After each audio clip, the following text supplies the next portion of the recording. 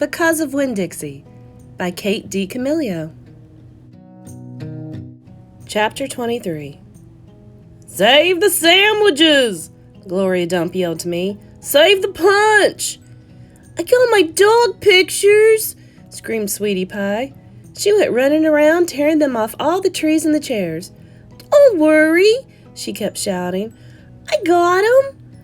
I grabbed the platter of egg salad sandwiches, and the preacher grabbed the punch, and we ran into the kitchen with them. And when I ran back outside, I saw that Amanda had hold of Miss Franny Block and was helping her into the house.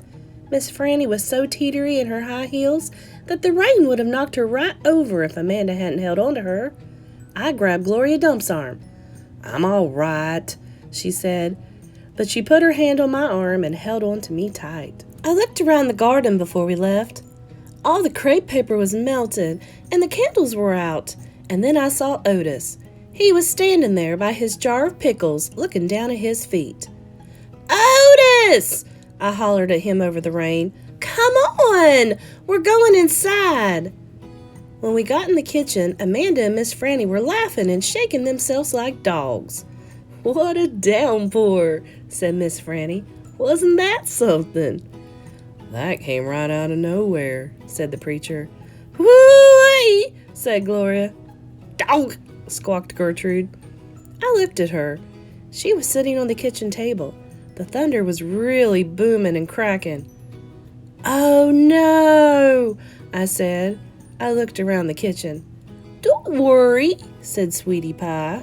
"I saved them dog pictures. I got 'em right here." She waved around her wad of magazine pages. "Where's Winn-Dixie?" I shouted. "I forgot about him. I was just thinking about the party, and I forgot about Winn-Dixie. I forgot about protecting him from the thunder." "Now, Opal," the preacher said, "he's probably right out in the yard, hiding underneath of a chair. Come on, you and I will go look." "Hold on," said Gloria Dump. "Let me get you a flashlight and some umbrellas." But I didn't want to wait. I went running out into the yard. I looked under all the chairs and around all the bushes and trees. I called his name real loud. I felt like crying. It was my fault. I was supposed to hold on to him, and I forgot. "Opal!" I heard the preacher call. I looked up. He was standing on the porch with Gloria, and Dunlap and Stevie Dewberry were standing there too. "Your guests are here," the preacher said. "I don't care," I hollered. "Come on up here," Gloria Dump said, her voice all hard and serious. She shone her flashlight out at me. I walked up onto the porch and she handed me the flashlight. "You tell these boys hey," she said. "Tell them you are glad they came and that you will be right back just as soon as you find your dog." "Hey," I said. "Thank you for coming. I just got to find Winn-Dixie, and then I'll be right back." Stevie stared at me with his mouth wide open. "You want me to help?" Dunlap asked. I shook my head. I tried not to cry. "Come here, child," Gloria Dump said. She reached for me and pulled me close to her and whispered in my ear, "There ain't no way you can hold on to something that wants to go. You understand? You can only love what you got while you got it." She squeezed me hard. "Good luck now," she called, as me and the preacher stepped off the porch and out into the rain. "Good luck," Miss Franny called from the kitchen. "That dog ain't lost," I heard Sweetie Pie holler to someone inside. "That dog's too smart to get lost." I turned around and looked back, and the last thing I saw was the porch light shining on Dunlap Dewberry's bald head. It made me sad, him standing on Gloria's porch, his bald head glowing. Dunlap saw me looking, and he raised up his hand and waved to me. I didn't wave back. Chapter 24. Me and the preacher started walking and calling Winn-Dixie's name. I was glad it was raining so hard because it made it easy to cry. I cried and cried and cried, and the whole time I was calling for Winn-Dixie. Winn-Dixie! I screamed. Winn-Dixie! The preacher shouted. And then he whistled long and loud. But Winn-Dixie didn't show up. We walked all through downtown.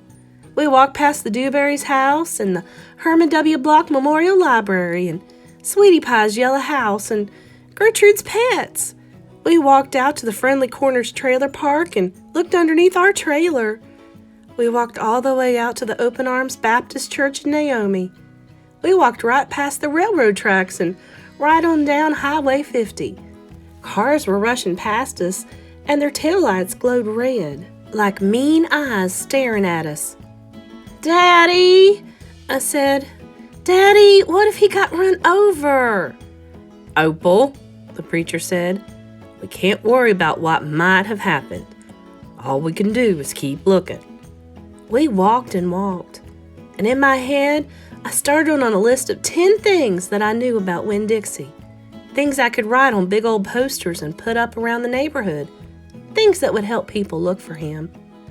Number 1 was that he had a pathological fear of thunderstorms. Number 2 was that he liked to smile, using all his teeth.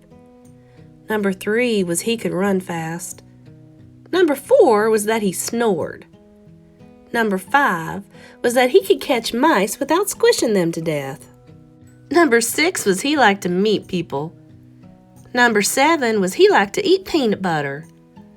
Number 8 was he couldn't stand to be left alone.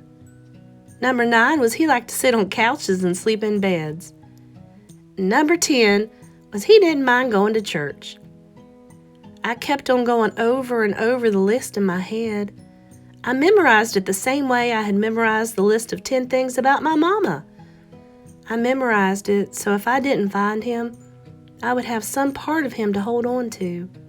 But at the same time, I thought of something I had never thought of before. And that was that a list of things couldn't even begin to show somebody the real Winn-Dixie. Just like a list of 10 things couldn't even get me to know my mama. And thinking about that made me cry even more. Me and the preacher looked for a long time, and finally, he said we had to quit. But Daddy, I said, Winn-Dixie's out there somewhere. We can't leave him. Opal, the preacher said, we have looked and looked, and there's only so much looking we can do. I can't believe you're going to give up, I told him. India Opal, the preacher said, rubbing his nose.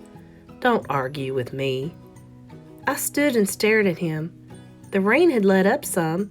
It was mostly a drizzle now. It's time to go back, the preacher said. No, I told him. You go ahead and go. I'm going to keep on looking. Opal, the preacher said in a real soft voice. It's time to give up. You always give up, I shouted. You're always pulling your head inside your stupid old turtle shell. I bet you didn't even go out looking for my mama when she left. I bet you just let her run off too. Baby, the preacher said, I couldn't stop her. I tried. Don't you think I wanted her to stay too? Don't you think I miss her every day? He spread his arms out wide and then dropped them to his sides. I tried, he said. I tried. Then he did something I couldn't believe. He started to cry. The preacher was crying. His shoulders were moving up and down, and he was making snuffy noises. And don't believe that losing Winn-Dixie doesn't upset me as much as it does you, he said. I love that dog. I love him too. Daddy, I said. I went and wrapped my arms around his waist. He was crying so hard he was shaking. It's all right, I told him. It's okay. Shh, I said to him like he was a scared little kid. Everything will be okay. We stood there hugging and rocking back and forth, and after a while the preacher stopped shaking, and I still held on to him, and I finally got the nerve to ask the question I wanted to ask. "Do you think she's ever going to come back?" I whispered. "No," the preacher said. "No, I do not. I've hoped and prayed and dreamed about it for years, but I don't think she'll ever come back." "Gloria says that you can't hold on to anything, that you can only love what you got while you got it." "She's right," the preacher said. "Gloria Dump is right." "I'm not ready to let Winn-Dixie go," I said. I had forgotten about him for a minute, what with thinking about my mama. "We'll keep looking," said the preacher. "The two of us will keep looking for him. But do you know what? I just realized something, India Opal. When I told you your mama took everything with her, I forgot one thing, one very important thing that she left behind." "What?" I asked. "You," he said. "Thank God your mama left me you." And he hugged me tighter. "I'm glad I've got you too," I told him. And I meant it. I took hold of his hand and we started walking back into town, calling and whistling for Winn-Dixie the whole way.